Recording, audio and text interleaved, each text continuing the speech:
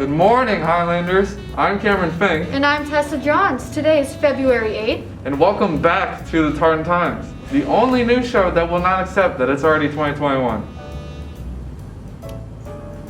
Spring break is here. Don't get ahead of yourself just yet. We're a little bit removed from that. Okay, you're right, but break has officially been announced. Yeah. Break will be from March 29th to April 2nd this year. And this development is a bright spot in a school year that has largely been dampened by the pandemic. Normal is something we've been missing these past few months. We have seen typical high school functions screech to a halt. Homecoming and prom are important for any high schooler's experience, but especially for us seniors.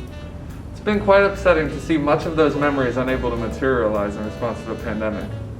But hope is not gone. While this year's prom is still up in the air, not being officially called off or confirmed, we will have to wait and see. At the time of recording this, we received word that about 86% of Oak Hill staff have opted to take the vaccine. As a result, we will be in remote learning for 2 straight days throughout the week that they get their vaccine for the first and second dose. We at the Tartan wish all of our Highlanders that do take this opportunity to be vaccinated smooth sailing and a speedy recovery from potentially mild side effects. Yeah, we sure do. Well, let's send it over to Marin for our weekly weather report. It's cold. Thanks, Marin. In a near impossible effort, a band of Redditors have made a strong point to the wealthy and hedge fund owners to the tune of billions of dollars. A group of Redditors have rallied together to exponentially raise the price of stocks that many of the wealthiest individuals on Wall Street were betting to fail. This includes mainly GameStop, AMC Entertainment, BlackBerry, and a few others. Yeah, there's loads to unpack here, and it's difficult to explain exactly what happened, but I'm going to try and walk you through this to the best of my ability. So nearly everyone is familiar with the concept of purchasing a stock. Purchasing such is a means of investing in a company, and assuming the price of your stock or investment rises, you may sell the stock back for a profit. Let's say, for the sake of an example, that your name is Herbert. You, Herbert, would like to purchase a stock because you believe the company will do well. So, you, Herbert, H, right? Purchase a stock from the broker. So, you receive the stock from said broker. Let's say, for the sake of example as well, that you give $10 for the stock.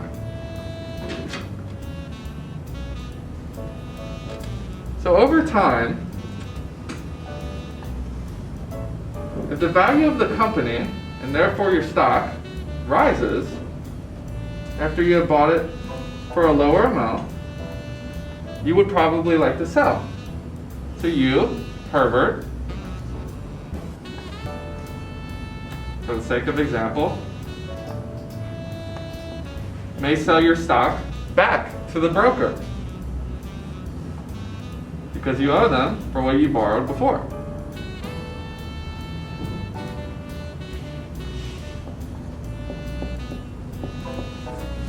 And let's say you receive $20 for a profit of $10, right?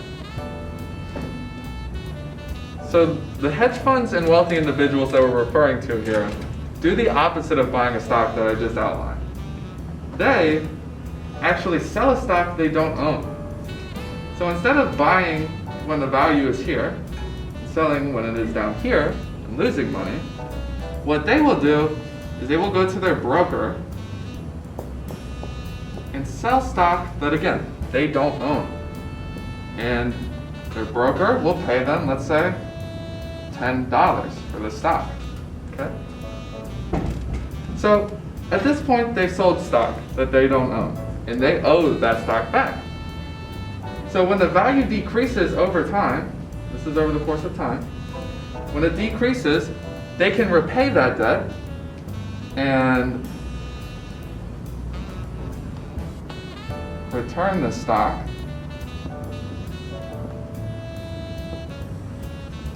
paying for a much lower price now that it's decreased over the course of time. Say $5. So when you sell it and you receive $10, you wait, let's say, a month, and give it back for 5 because the value has decreased over time, you make a profit of, let's say, $5. That's how hedge funds work. So you can see that if you have an exorbitant amount of money to invest in something like this, that you can make humongous profit, right? But the problem is this kind of short selling or hedge funding can drive many businesses into bankruptcy. Because you're having such wealthy individuals bet against the entire corporation, right? So the Redditors decided to take the price.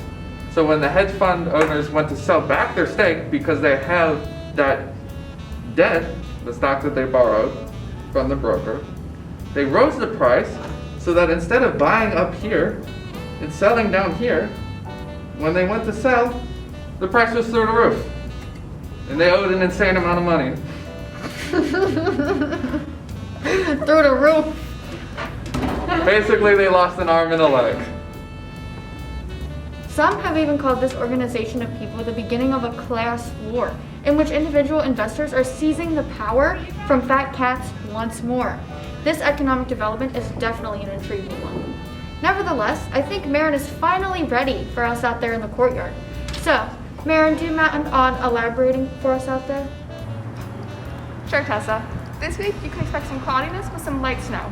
At the beginning of the week, the highs are going to be in the 20s, but as the week progresses, it's going to get a little colder with highs in the teens.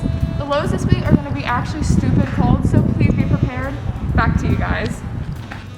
All right, an upsetting story coming out of Warren County, Ohio, with several animal activists rescuing 21 dogs from a property in West Virginia. The rescue took place on January 25th, in which the Humane Association of Warren County stated the place was in deplorable condition, citing that there were nearly a total of 70 to 100 dogs on a single property. It was said that rats on the property alone were as big as some of the dogs, and that is an example of inhumane dog hoarding. Described as one of the toughest rescues they've ever done, rescuers note that the dogs were plagued with problems such as skin issues, ear problems, and a few pregnancies. They are quite skittish due to the lack of personal attention. The shelter is now accepting donations to take care of these animals that they were able to rescue, and they are in dire need of such. Please visit the link in the description below. Our new president, Joe Biden, has nearly eclipsed a month in office after being elected. In fact, he got to work very quickly, signing 17 executive orders on his first day.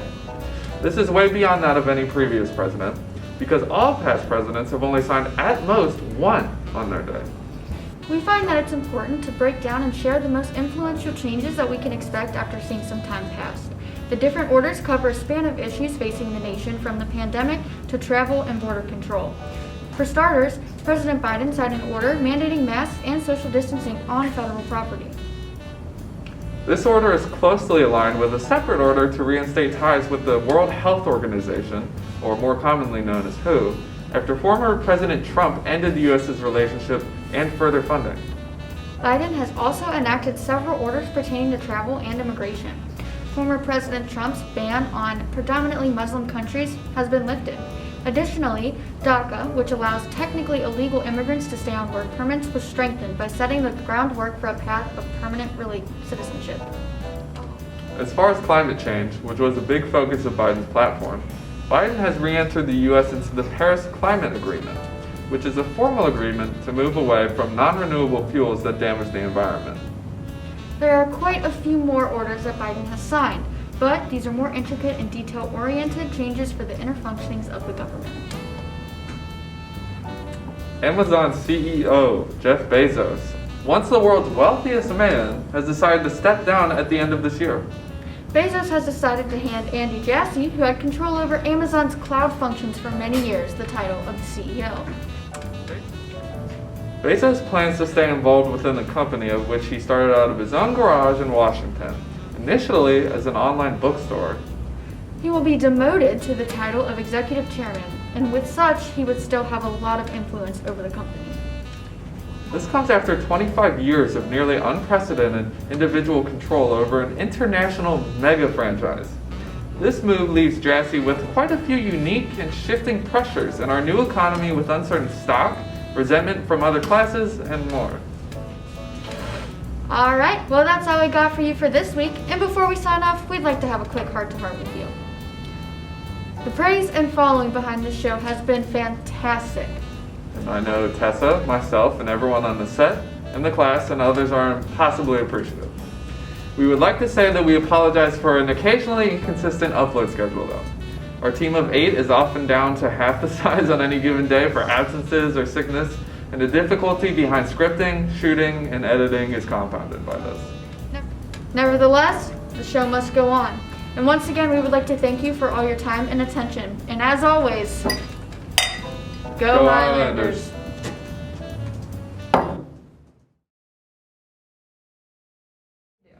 I want energy from you, Cam. That's what I'm saying. Like, you sound like you're giving a eulogy. You've been very again. sad in the last couple of intros. I want energy. I feel like if you play sports and wear cleats and heavy socks, you need to be scrubbing. Yeah, like, no, I cannot go to bed unless I wash my feet. Like, ew. Ew. In cold water, You too. guys not shower? What? hot. Ew, wait, do you guys like brush your teeth and stuff? Yeah, No, what? ew. That's kind So of that's gross. Like, why would you Ugh. do that? What? Okay. I'm gonna get this right this last time. If I don't, someone's punching me in the face. I'm not. One, Nobody's two, doing that. two. 1, 2, 3. Mm-hmm. Oh, Check this out, dude. Just get a look at that It's sucker. pretty good. it's so Isn't that cute. cool? I'm Yeah, not shout out to awesome. Mrs. V. That's Shout out so, Miss yeah, V. go Miss V. Miss V!